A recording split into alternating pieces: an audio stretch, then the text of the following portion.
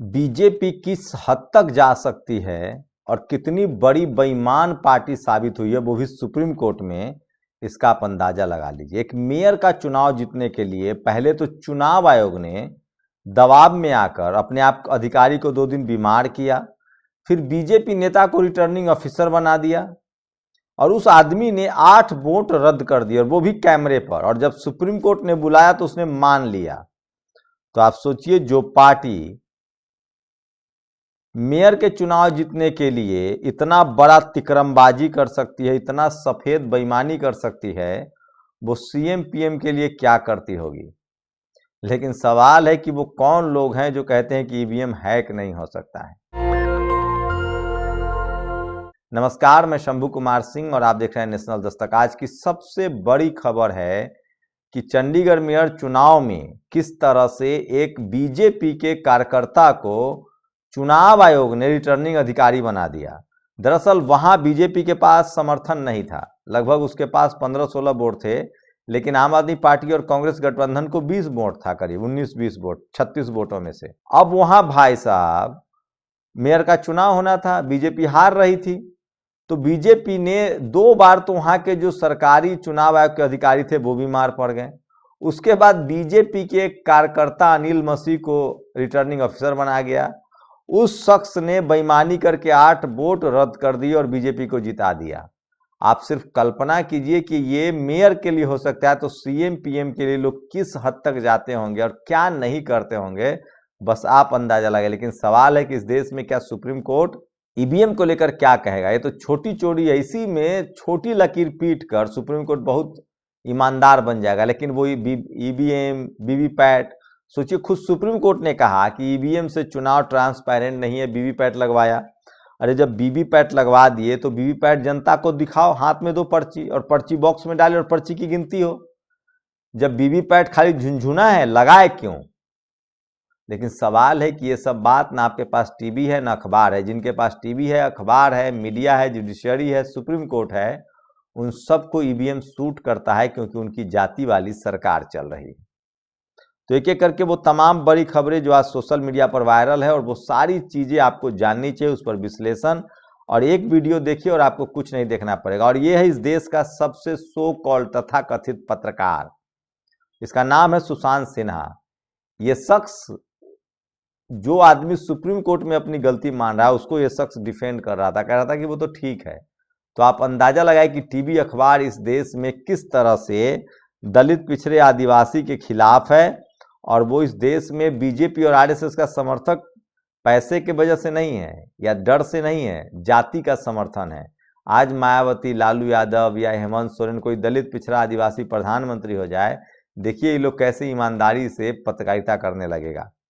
Bhajpa party एक आतंकी संगठन है और सत्ता हाथ में आते ही मनमर्जी करना इसके किसी हिटलर से कम नहीं है। हम है फेंकू जी, ईवीएम के खिलाफ संघर्ष, ईवीएम है तो भाजपा है, ईवीएम हटाओ लोकतंत्र बचाओ। इस तरह के आज ट्वीट लोग जो हैं वो सोशल मीडिया पर कर रहे हैं। और सवाल है कि ये बात अब साबित हो चुका है, और सवाल है कि इसके पीछे कौन लोग थे, वो सब की गिरफ्तारी होनी चाहिए। फ्रांस ने टॉप लिस्ट में इंडिया को मालदीव और सऊदी अरबिया से भी नीचे कर दिया है। कहाँ तो कहा जा रहा था कि डंका बज रहा है, लेकिन अगर आप फ्रांस जाना चाहते हैं तो आपकी प्रायोरिटी मालदीव और सऊदी अरबिया से भी नीचे है। ये स्वाति चतुर्वेदी ने ट्वीट किया है। तो सोचिए, इस तरह की खबरें जो हैं वो सोशल मीडिया पर आपको कोई टीवी अखबार नहीं दिखाएगा। टीवी अखबार दरअसल सरकार का प्रवक्ता है। सुप्रीम कोर्ट ने कहा कि हम चंडीगढ़ में मेयर के लिए दोबारा चुनाव नहीं होने देंगे। सोचिए, अभी 3 पार्षदों को बीजेपी ने मिला लिया था, अब सुप्रीम कोर्ट ने कहा कि डबल चुनाव नहीं होगा, वही जो चुनाव हुआ था उसी वोट की गिनती होगी। हमने चंडीगढ़ में खरीद फरोख्त देखी है जो बहुत गंभीर है। यह बीजेपी पर आरोप है जिसने आप पार्षदों को खरीदा। मेयर का चुनाव मतपत्रों की गिनती के आधार पर किया जाएगा जिन्हें विरूपित कर दिया गया था, और आरके अनिल मसीह ने उन पर निशान लगा दिए थे। अब इस शख्स पर तो कम से कम कार्रवाई होनी चाहिए। तो सोचिए, आप सिर्फ अंदाजा लगाए कि एक मेयर के चुनाव में जब इस हद तक गिरा जा सकता है, तो सीएम पीएम के लिए क्या करते होंगे। गोदी मीडिया का एक एंकर उस दिन साबित कर रहा था कि 8 नहीं, सभी वोटों में एक्स मार्क लगाए गए थे। ये सुशांत सिन्हा, इस देश का टीवी, अखबार, मीडिया सब जाति की वजह से इस सरकार के साथ है। और देखिए लोकतंत्र का हत्यारा कैसे चल रहा है, ना आंखों में शर्म न किए पर पछतावा। ये तस्वीर है अनिल मसीह की, और सोचिए किस तरह से बीजेपी के लोग किस तरह से चुनाव जीतने के लिए कुछ भी कर सकते हैं, और बहुजन समाज के लोगों को किस तरह से इंटरव्यू में नंबर, यूपीएससी 2023 के रिजल्ट पर गौर करिए, ओबीसी एससी एसटी के ज्यादातर विद्यार्थी को साक्षात्कार में कम नंबर दिए गए हैं। आखिर क्या कारण है ओबीसी एससी एसटी अभ्यर्थी लिखित परीक्षा में अच्छा अंक प्राप्त करते हैं, साक्षात्कार में? सोचिए यूपीएससी के एग्जाम में जाति की वजह से जितने इंटरव्यू में नंबर आते हैं वो सब सवर्णों को ज़्यादा और एससी एसटी ओबीसी को कम आते हैं। पिछली बार जो टॉप किया था जिस लड़के ने, वो ओबीसी समाज से था, उसका रिटन में इतना नंबर था कि उसके बाद उसको इंटरव्यू में सबसे कम नंबर दिया गया, फिर भी वो टॉप कर गया। तो यहाँ जातिवाद जो है ना वो अंदर बैठा हुआ, और अब जातिवाद पावर सेंटर्स में, आईएएस की नौकरी में बेईमानी हो रही है। कमाल का डंका बज रहा है दुनिया, मालदीव से भी नीचे गई हमारी पासपोर्ट की रैंकिंग, ये भी सबसे बड़ी खबर है। तो सोचिए अगर टीवी अखबार एक दिन हम लोग के हाथ में आ जाए तो इस सरकार को सब सुधारना पड़ेगा। सिपाही भर्ती परीक्षा का पेपर हुआ लीक, परीक्षा निरस्त करने के लिए सीएम को, योगी को लिखा पत्र, एफआईआर कराई जाए। सोचिए तमाम कयास लगाए जा रहे हैं, और अब खबरें आ गई। अखिलेश यादव ने ट्वीट किया, यूपी में एक तो 60,000 पोस्ट, 50 लाख अभ्यर्थी, उसमें भी पेपर लीक। बड़ी खबर यूपी से है कि समाजवादी पार्टी के जो नेता थे अब तक, स्वामी प्रसाद मौर्य, उन्होंने एक नई पार्टी का गठन किया जिसका नाम रखा है आरएसएसपी, राष्ट्रीय शोषित समाज पार्टी। तो स्वामी प्रसाद मौर्य बहुजन आंदोलन के बड़े नेता माने जाते हैं, और समाजवादी पार्टी में सम्मान न मिलने की वजह से उन्होंने अपनी पार्टी शुरू की है। और राम मंदिर की प्राण प्रतिष्ठा में ओबीसी, दलित और आदिवासी वर्ग के लोग नहीं दिखे होंगे, यानी देश के 73% लोग उस कार्यक्रम में नहीं दिखे। राहुल गांधी की बेईमानी शुरू हो गई, 85 को इन्होंने 73 कर दिया है। मतलब कब जाति जनगणना हुई सो सोचिए, कम से कम इनको अपने राज्य में जाति जनगणना करानी चाहिए थी। और ये देखिए ये शख्स है, एक शख्स ट्रेन में मुस्लिम समाज का बैठा हुआ है, टोपी पहने हुए है, वहाँ किस तरह से हिंसक नारे लगाए जा रहा है, और ये बेरोजगार है, पुलिस की नौकरी के लिए ट्रेन में चढ़ा हुआ है। मुझे लगता है ये नौकरी के लिए तो नहीं जा रहा है, जिस तरह से दाढ़ी वाड़ी बढ़ी हुई है, पुलिस की नौकरी करने वाला क्लीन सेव रहेगा। तो भटनी से बनारस आती इंटरसिटी एक्सप्रेस का ये वीडियो है। मैं ये इस तरह के उन्मादी जो हैं वो मैं जानता हूँ ये कौन लोग हैं और इस देश को कहाँ पहुँचा देंगे। लोकतंत्र के इस भाजपाई धब्बे अनिल मसीह ने सुप्रीम कोर्ट में स्वीकारा कि 8 बैलेट पेपर इसने रद्द किए। तो आज की सबसे बड़ी खबर है 8 बैलेट पेपर रद्द होना। तो सोचिए लोग सवाल कर रहे हैं कि बीजेपी जब इस हद तक गिर सकती है तो बड़ा क्या नहीं कर सकती है। तो ये है स्मृति ईरानी, ये अभी अपने संसदीय क्षेत्र में हैं। वहाँ इन्होंने कहा कि मैं ज़मीन खाली नहीं होगी तो मैं बैठ जाऊंगी धरने पर। एक लड़के ने कहा तो बैठ जाइए, तो इन्होंने कहा कि रुको अभी। समाजवादी पार्टी ने 11 कैंडिडेट के नाम और अनाउंस कर दिए हैं यूपी में, जिसमें ओबीसी के लोग सबसे ज़्यादा हैं। मुस्लिम समाज की अनदेखी की जा रही, लेकिन सवर्णों का टिकट देना जारी है। Second Dalit student from government school in life. सोचिए ये आर.एस. परवीन ने तेलंगाना से खबर ट्वीट किया है। दलित समाज के लिए कितनी मुश्किल खबर है। दलित समाज के बच्चे को drop out, SC ST OBC drop out या रोहित वेमुला बनने के लिए मजबूर किया जाता है। और समाजवादी पार्टी ने आज फिर से 11 कैंडिडेट के नाम घोषित कर दिए, ये भी सबसे बड़ी खबर है। और मायावती जी ने एक बड़ा ऐलान किया, उन्होंने कहा है कि मैं लोकसभा का चुनाव अकेले लड़ूंगी, किसी पार्टी से गठबंधन नहीं करूंगी। आप लोग बताइए बीएसपी का फैसला सही है, अच्छा है, खराब है। और दिलीप मंडल ने भी ये ट्वीट किया है किस तरह से 2020 में सिविल सर्विस के रिटेन के टॉपर ओबीसी कोयरी जाति के शुभम कुमार को इंटरव्यू में तमाम सफल कैंडिडेट में सबसे कम नंबर मिले। सोचिए जो टॉपर लड़का था रिटेन में उसको सबसे कम नंबर दिया गया रिटेन इंटरव्यू में ताकि वो नीचे आ जाए, लेकिन उसने इतना टॉप लिखा था कि वो फर्स्ट आया।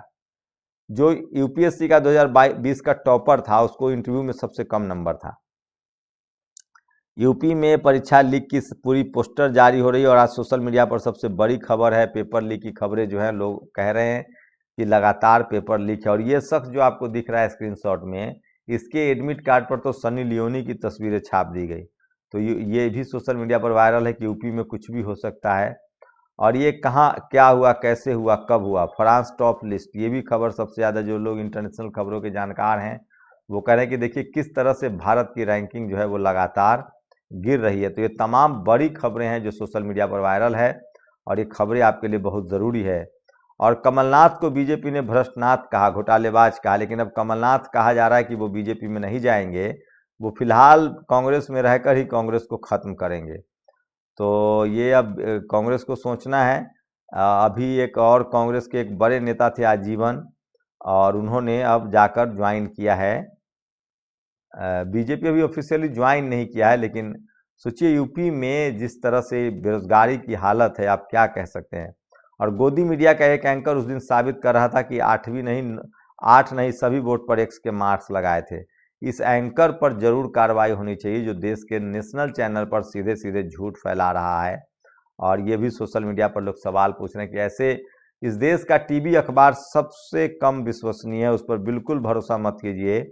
जातिवाद का अंतिम अड्डा है टीवी अखबार, जहां अब तक दलित, पिछड़े, आदिवासी, सुप्रीम कोर्ट में भी कुछ लोग आ गए हैं लेकिन बाकी जगह नहीं। और सोचिए ये 3 लोगों को वहां बीजेपी ने चंडीगढ़ में मिला लिया है, 3 पार्षदों को, लेकिन सुप्रीम कोर्ट का कहना है कि अब हम चुनाव ही नहीं कराएंगे, जो पिछला चुनाव हुआ है उसी के हिसाब से मेयर बनाया जाएगा।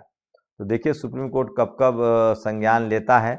2 फैसले तो ऐसे आए हैं सुप्रीम कोर्ट से जो बीजेपी के लिए मुश्किल खड़ी कर रहा है, चंडीगढ़ मेयर का चुनाव और उसके बाद आपको बता दें कि इलेक्ट्रल बॉन्ड का चुनाव, कि बीजेपी के पास पैसा कहाँ से है। इन सबसे मोदी जी जब चाहे ताली थाली बजवा सकती है। ये हिंदुस्तान की एक फोटो है। 50 लाख बेरोजगारों ने पुलिस के एग्जाम में शामिल होने के लिए पूरे यूपी को, मतलब सोचिए पूरे यूपी में सिर्फ और सिर्फ वही दिख रहे थे, 1-2 नहीं 50 लाख। आप अंदाजा लगा सकते हैं कि बेरोजगारी की क्या आलम है। और मैं दावे के साथ कह सकता हूं कि ज़्यादातर दलित, पिछड़े, आदिवासी के बच्चे हैं, इसीलिए कोशिश है कि सरकारी नौकरी ही खत्म कर दी जाए। तो आज की बड़ी खबर थी। आप लोग अपनी प्रतिक्रिया दीजिए कि जो बीजेपी एक मेयर के चुनाव लड़ने के लिए, जीतने के लिए इतने नीचे गिर सकती है, वो सीएम पीएम के लिए क्या करती होगी। शुक्रिया। नेशनल दस्तक की आपसे गुजारिश है कि अगर इसको बचाना चाहते हैं तो नेशनल दस्तक को सब्सक्राइब करने के लिए रेड कलर के सब्सक्राइब बटन को दबाएं, फिर बेल आइकन की घंटी दबाएं। नेशनल दस्तक को बचाने के लिए बहुत जरूरी है कि हर खबर को शेयर करें, लाइक करें, कमेंट जरूर करें।